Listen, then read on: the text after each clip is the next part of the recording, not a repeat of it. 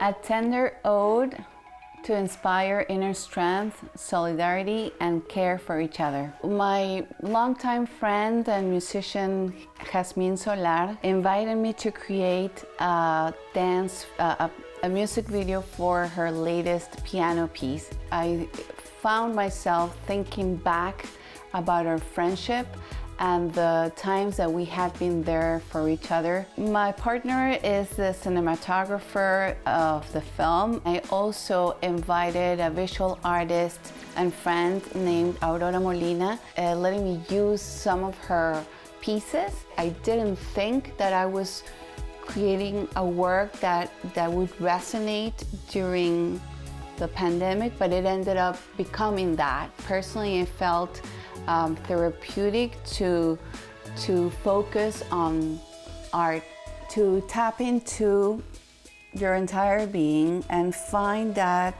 those things you're trying to tell. One thing that I was not planning was to add these colors that I used in the background that sort of mirrored the ups and downs of the music. Heartwarming, oddly beautiful and tender. Water, tons of water, phone chargers, and chocolate as well, dark chocolate.